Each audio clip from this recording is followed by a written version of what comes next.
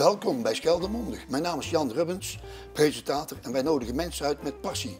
En deze keer passie voor dijken in Zeeland. Met wie heb ik het genoegen? Met Bas Jamulo.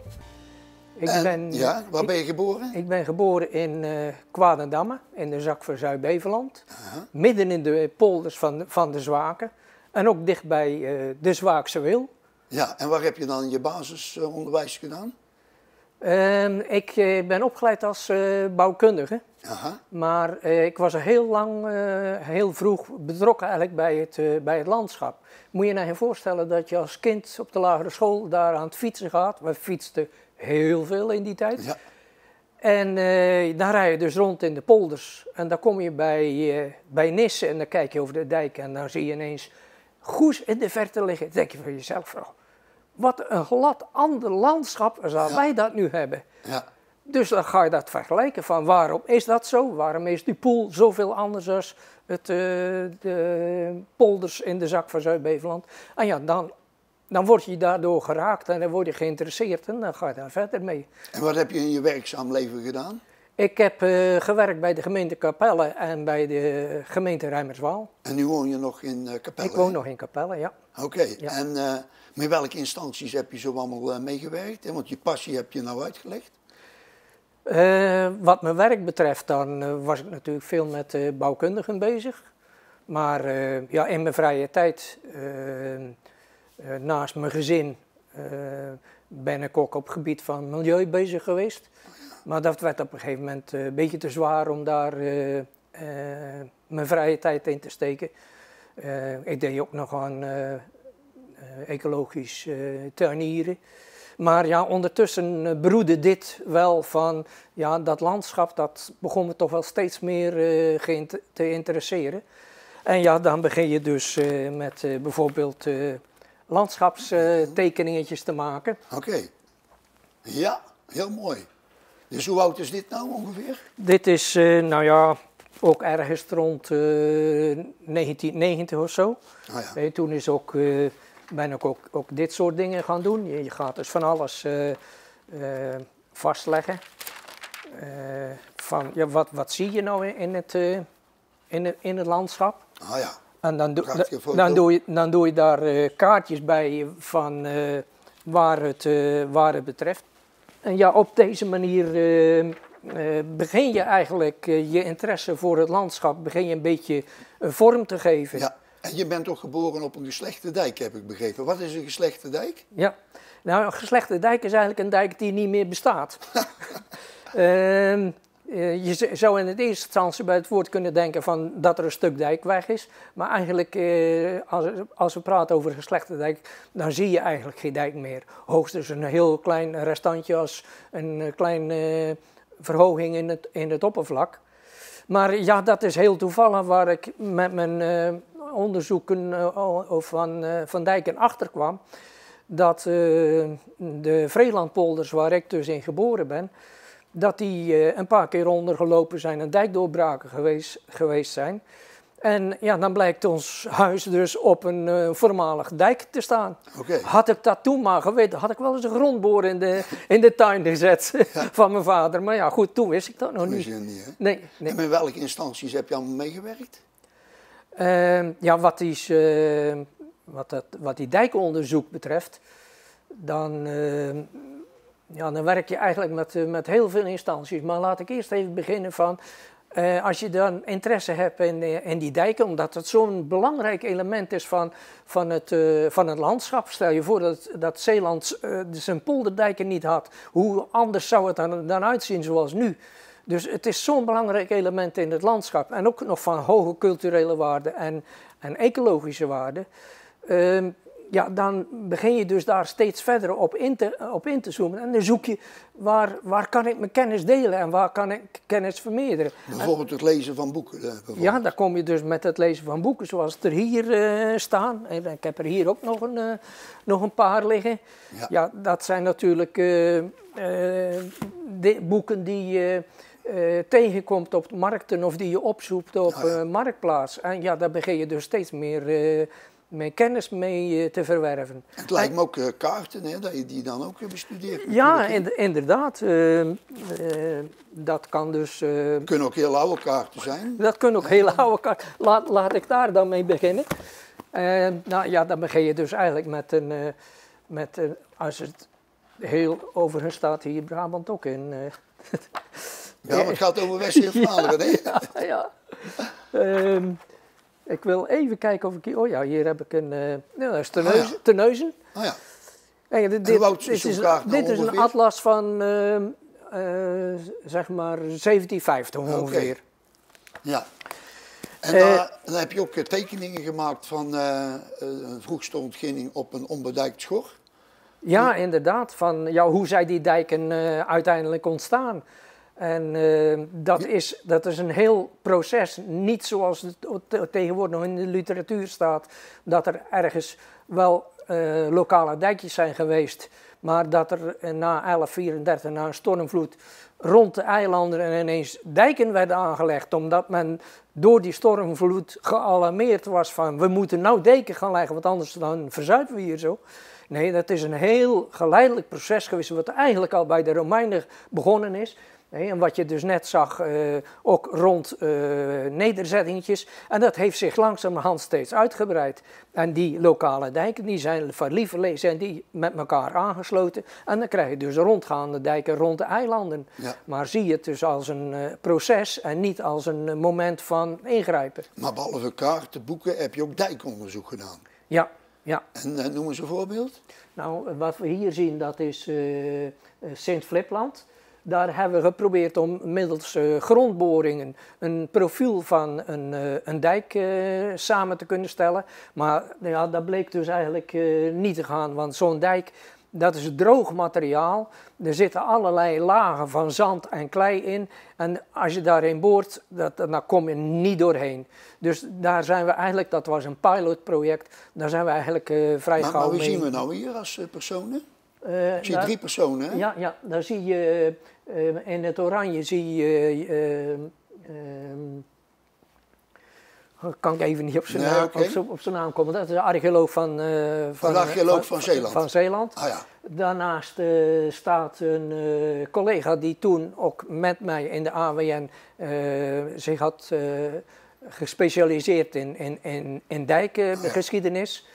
En de andere persoon die was met ons meegegaan als deskundige, of ja, zeg maar, degene die daar ter plaatse wat deskundig was. Oké, was dat Jongepier? Hans Jongepier, ja. Ja, ik moest ook even denken, ja, maar ja. Hans kun je natuurlijk niet vergeten. Nee. Jij zei AWN. Wat betekent dat? Nou, AWN, dat is de Archeologische Werkgemeenschap Nederland. Oh. Zijn dat allemaal vrijwilligers of is dat... Nee, er zijn vrijwilligers en het zijn professionals die zich daarbij aangesloten hebben. En die geven ook een boekje uit, zoals dit hier zo. De Westerheem. Dit is het Nederlandse, of was eigenlijk het Nederlandse. Dit is de Zeeuwse editie. Zuidwesterheem zie ik staan. Ja. Prachtig. En daar publiceren we dan ook regelmatig in. Okay. Tegenwoordig is het dit hier zo. Oh ja, dat is een tijdschrift. Ja. Tijdschrift. Mooi hoor. De AWN is eigenlijk een groep van mensen die zeer gemêleerd is. De ene die is geïnteresseerd in muntjes, de ander in onderwater, weer een ander in scherven. Romeins of middeleeuws of jong. En nou ja, ik sta daar eigenlijk een beetje als eenling in dat ik dus met waterstaatsgeschiedenis bezig ben. Want degene die hier zien we dan het dijkonderzoek. Ja, dit is in Tolen, waar ik ook mee geholpen heb, in de buurt van Oud-Forsmeer. Oh ja, dus dan die hand van die kleuren en de grondmonsters kun je eigenlijk bepalen van hoe dat die dijk opgebouwd is. Niet alleen ik mag dan assisteren en ik mag kennis die ik inmiddels verworven heb over de locatie, kan ik met hen delen. En ik krijg van hun weer feedback van wat hun zien in de opbouwlagen. Nou, het leuke hiervan is, je kan het een beetje moeilijk zien, maar deze dijk die is in, ik geloof 1772, voor de laatste keer opgehoogd. En daar hebben ze onder de top van de dijk ligt een hele zandlaag schuin op de voormalige glooiing. Ja. Ja, als je dit nu zou doen, zou je denken van ja, dat kan niet, want dan schuift die top eraf. Maar hij is blijven liggen. Ja, mooi hoor. Ja. Maar ja, zo werk ik dus samen met mensen uit de archeologie om dijkenonderzoek te doen. Kijk, hoe vindt dat nou dat onderzoek plaats? Hè? Dus wordt er dan een schets van gemaakt van hoe dat die helemaal opgebouwd is, die dijk. En aan de hand van grondmonsters wordt er dan rapportage gepleegd. Nou, je zit een heel eind goed. Eigenlijk gaat het erover van, is hetgeen wat we dus nu weten vanuit de historie, klopt dat met wat de praktijk is? En dan kom je er dus achter dat het heel vaak niet klopt. Dat er bijvoorbeeld een veel oudere dijk onder zit. Of dat die meerdere malen opgehoogd is, zonder dat in de bronnen terechtgekomen is. Oh ja. En het is natuurlijk wel interessant om te weten, want op een gegeven moment moet je dus zo'n dijk ook een bepaalde waardering geven. De provincie die wil ze graag beschermen, dat niet iedereen daar, zoals het tegenwoordig nog gaat, in gaat graven of doorgraven. En dan kunnen we dus aan de hand van die onderzoeken kunnen we dus een waardering aan die dijk geven van hoe belangrijk dat die voor ons is. En een rapportage, hè? Er zit een bepaalde methode aan natuurlijk. Ja, ja. Je gaat niet alleen naar die dijk kijken, maar ook naar het landschap eromheen. Van hoe is die bodem ontstaan, hoe is die bodem opgebouwd. Ja. Want daaruit kun je dus leren van waarom die dijk op die plaats is neergelegd. Want dat is niet zomaar. Er is echt een plaats gekozen van hier kan die dijk liggen. Hier is het meest interessant of het meest economisch. En dat kun je dus uit een analyse die je dus tijdens die methode Ja, ik toepast. zag net het SCES staan. Ja. En wat is dat? Nou, het SCES bestaat eigenlijk niet meer. Het is nu Erfgoed Zeeland. En Erfgoed Zeeland is een aparte stichting, los van de provincie, maar wordt wel aangestuurd door de provincie. En dat zijn de mensen die dus zich bezighouden met erfgoed in Zeeland. En dat varieert vanaf musea, Zeeuwse taal, klederdracht, kerken, maar dus ook archeologie. Ja. Allemaal erfgoed. Ja, mooi, allemaal erfgoed, ja. Ja, en dan zijn natuurlijk ook verschillende onderzoekmethodes. Maar kijk, ik zie hier een mooie tekening, prachtig. Kun je er even iets van vertellen? Ja, nou ja, goed, hier zie je dus eigenlijk de ontwikkeling van het landschap die je dus altijd mee moet nemen in je dijkonderzoek. Hoe is het landschap hier ontwikkeld? En daar zie je dus hoe de bodem is opgebouwd vanaf de veenlaag die uiteindelijk heel Zeeland ooit bedekt heeft. En de klei die daarop afgezet is, de geulen die zich daarin gevormd hebben, die bepalen dus hoe het landschap ter plaatse is en waar men dus uiteindelijk de dijken heeft neergelegd. Nou, maar dat is eigenlijk gewoon een pure wetenschap. Ja, zo zou je het zo zachtjes aan kunnen stellen. Ja, maar dan getoetst aan de praktijk. Ja. En dat is natuurlijk het mooie van jouw onderzoek, hè? Ja. Ja. Hey, want ik kan je hier nog een foto laten zien van een dijk die we doorgegraven hebben bij Serarenskerken. En eventjes... en dat is een dijk die ik uitgetekend heb om te laten zien van hoeveel lagen dus die dijk wel is. We krijgen er straks ook nog een dia van te zien. Oh ja. Maar ja, daar kun je dus goed zien van dat dus een dijk in een heleboel fasen opnieuw aangepast is aan de situatie die zich dan voordoet. Ja. Kijk, hier hebben we het dijkonderzoek. Ja. En dus als je nou rechts begint, hè, daar heb je NAP en wat staat eronder? Het MV, wat is dat? Dat is het maaiveld. Oh ja. Het huidige maaiveld van de polder. Oh ja. En dan zit je 4,5 meter boven NAP. Dat is de huidige dijkhoogte. Ah ja. Maar als we dan rechts beginnen, dan zie je dus een heel klein dijkje, een lila gekleurd. En van welke tijd is die dan? En dat dijkje dat is waarschijnlijk van de 12e eeuw. Echt waar, joh? Ja. We hebben hier jammer genoeg geen grondmonsters kunnen nemen, want we werden weggejaagd toen we hiermee bezig waren. Oh. Vertel ik straks nog wel even als er behoefte aan is. Ah, ja.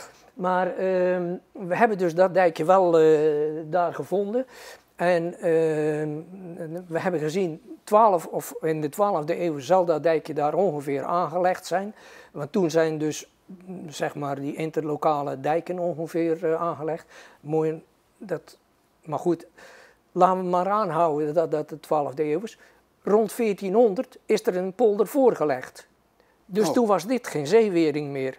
Oké. Sindsdien hebben ze dus aan die dijk niks meer gedaan. Dus tussen de 12e eeuw en 1400 is dus die dijk 9 maal opgehoogd. En dat doe je als polderbestuur, doe je dat niet zomaar. Dan moet er echt wel iets aan de hand zijn. Wil je dus zo'n dijk gaan ophogen, want dat kost natuurlijk geld.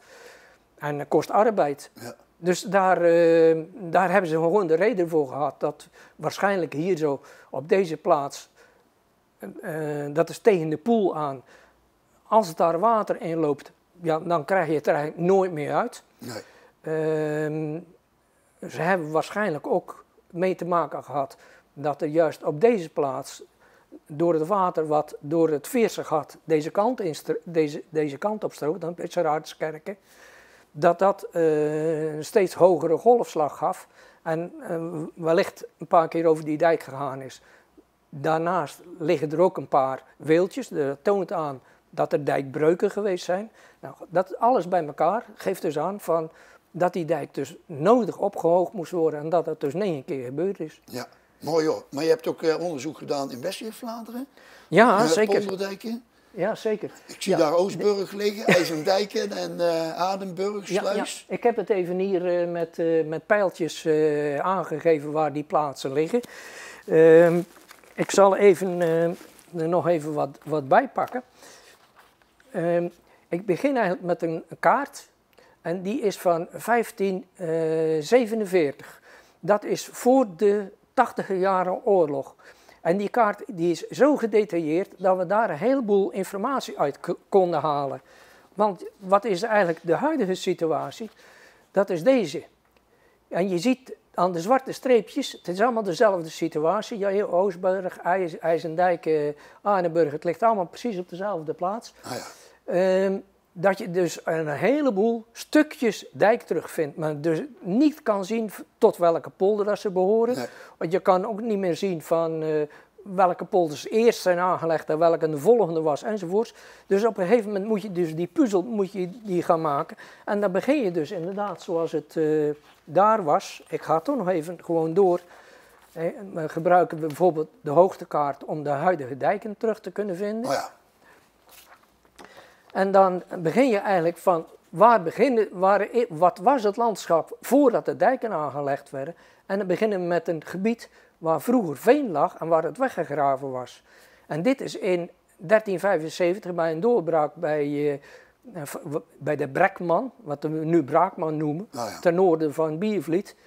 En ja, daar vond het water dus een laagte, waardoor het dus zo ver kon stromen dat het bijna bij Adenburg stond. En dat is dus het gebied waar vroeger veen gegraven was. Dat ziet er dan op deze manier uit. Oh ja. Nou goed, ik heb heel die bedijkingsgeschiedenis heb ik moeten analyseren van, ja, wat was dat dan eigenlijk? Na de overstroming begon men al gauw nieuwe polderdijkjes aan te leggen.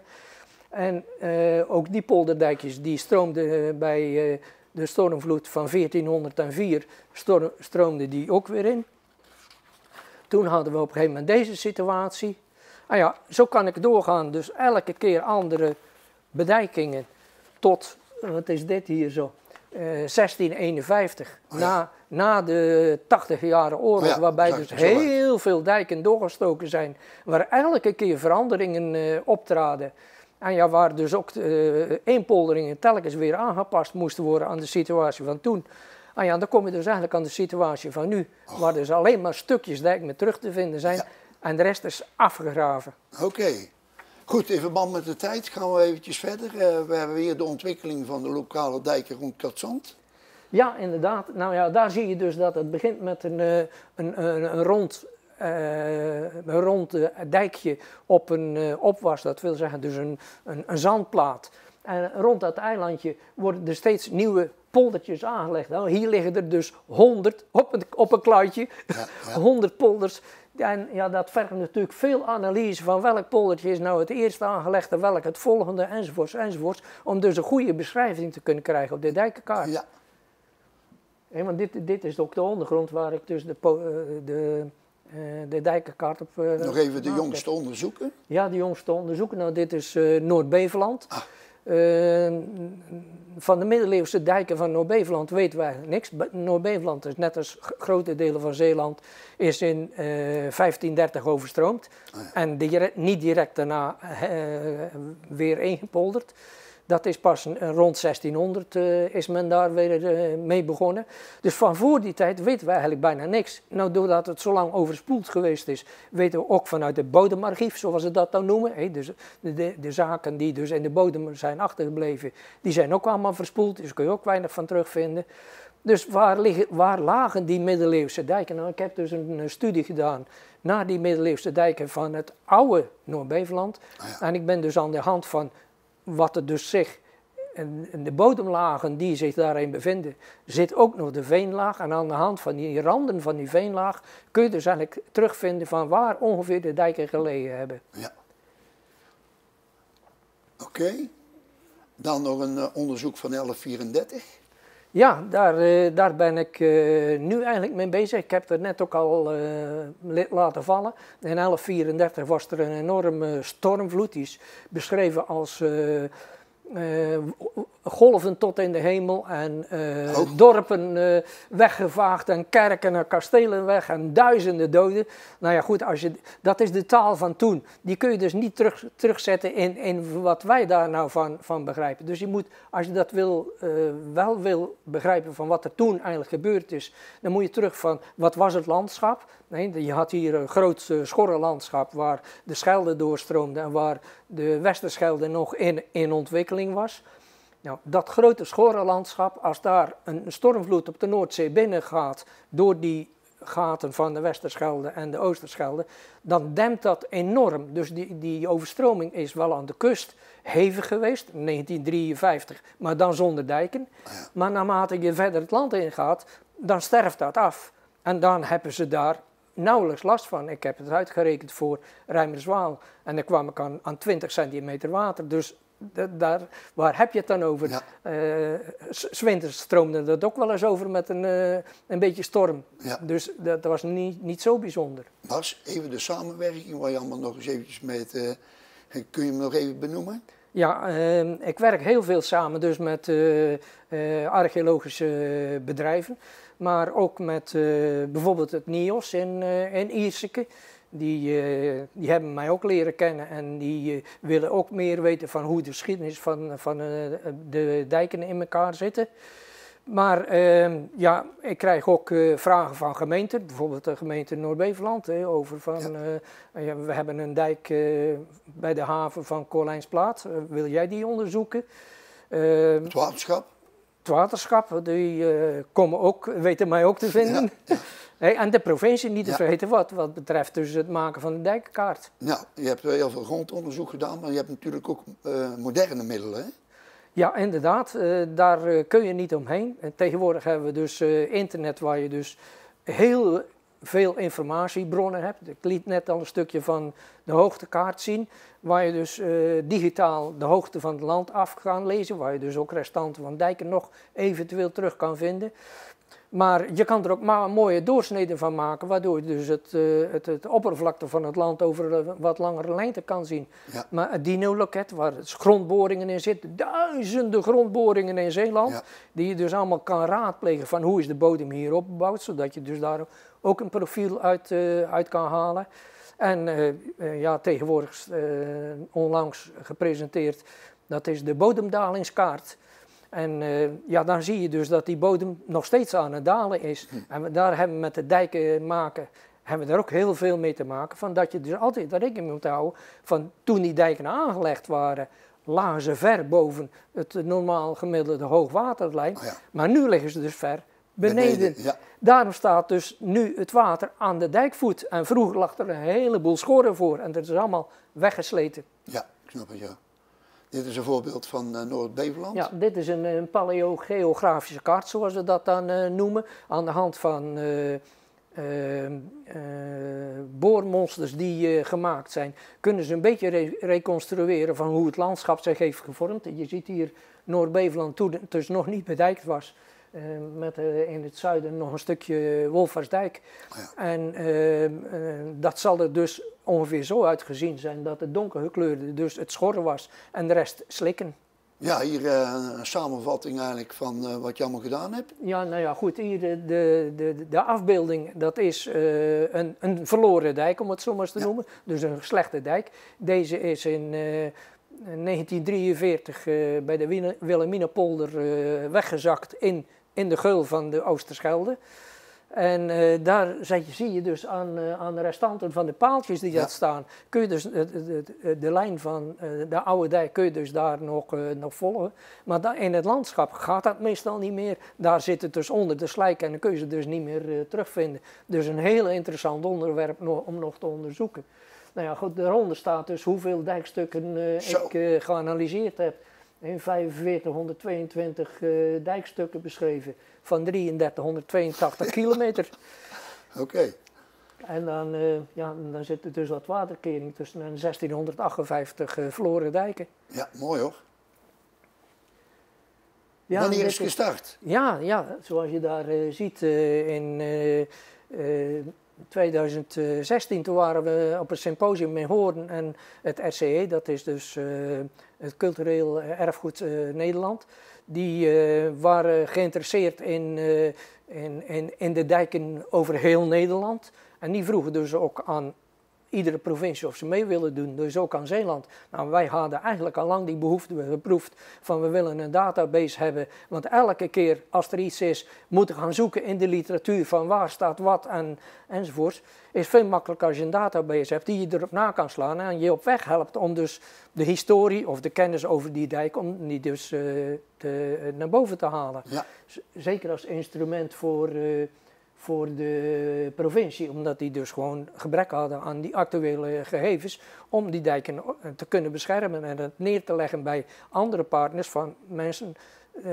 Zorgen dat dit dus overeind blijft, want dit is zo belangrijk voor Zeeland. Ja.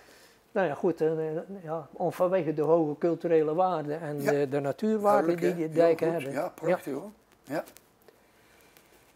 Nou ja, hier de resultaten van de dijkenkaart. Dus de mensen kunnen dit gewoon aanklikken en dan kunnen ze dat allemaal zien? Ja. Prachtig, staat erbij, ja? De website staat eronder. Maar ja, die dijkenkaart is nooit klaar. Ik heb fouten gemaakt, in de omzetting zijn fouten gekomen. En de teksten die zijn nog niet helemaal leesproef, om het maar te zeggen. Dus we hebben daar nog een heleboel werk aan. Maar wij verwachten ook van degene die de kaart raadplegen, feedback. Van als er iets is wat dus wij missen, of aanvullingen of fouten, laat het ons weten. Want daar kunnen we hem alleen maar mee verbeteren. Oké. Dus ook voor u. Ja, kijk. Ja, en dan nog een oproep voor de op te richten werkgroep. Ik liet het net al blijken, ik ben bij de AWN Zeeland de enige die zich bezighoudt met de waterstaatsgeschiedenis.